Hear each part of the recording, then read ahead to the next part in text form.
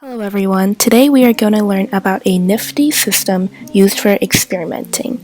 You'll use this in science class or even at your own house when you want to conduct an experiment. Let's begin.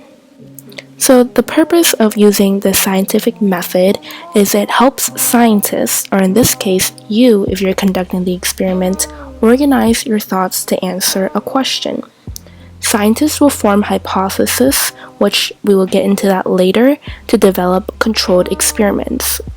Controlled experiments means you have the ability to direct the experiment the way you like, and then using this data, they're able to draw conclusions, make analyzations, and form questions for new scientific research.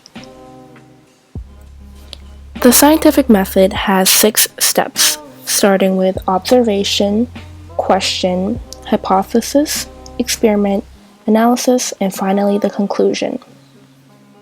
These 6 steps will always be done in this order, and sometimes you might not need to do all these 6 steps, but it is still very important to understand what you need.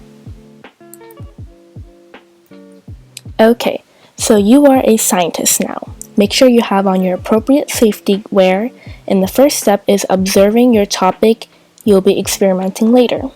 We will use a homemade volcano, for example. You're observing the different types of possible volcano models you can make, or the different types of ingredients that you may need. This is basically paying attention to the overview of the experiment without actually conducting it yet. Now that you have seen the different parts of the experiment, you can start formulating questions. Using the same example from before, the exploding volcano, you can start to ask yourself, what is causing the volcano to explode? What ingredients mixed together causes this result? How can I increase the level of the explosion? The questions are endless, and it is very important to remember that there are no right or wrong questions. Ask away. That's how you learn. Now, after asking your very important question, you can start to form a hypothesis. The definition of a hypothesis is an educated guess. This is different from a regular guess. A regular guess you can make out of the blue without any knowledge on that topic. An educated guess is a guess made after being informed about that topic.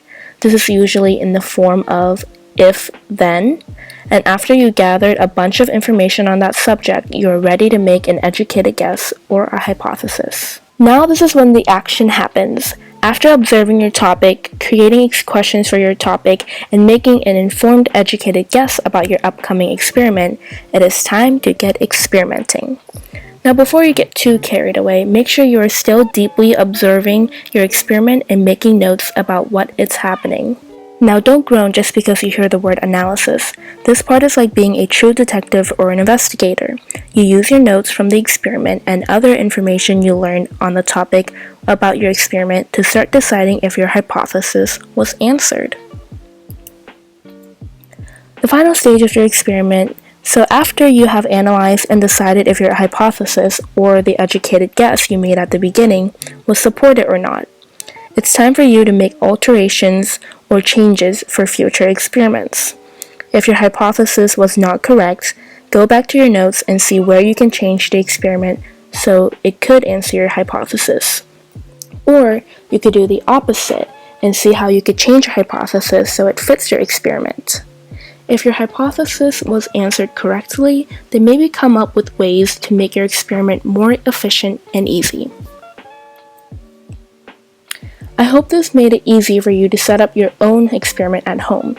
Here are some websites with tons of fun experiment ideas you can do at your own house.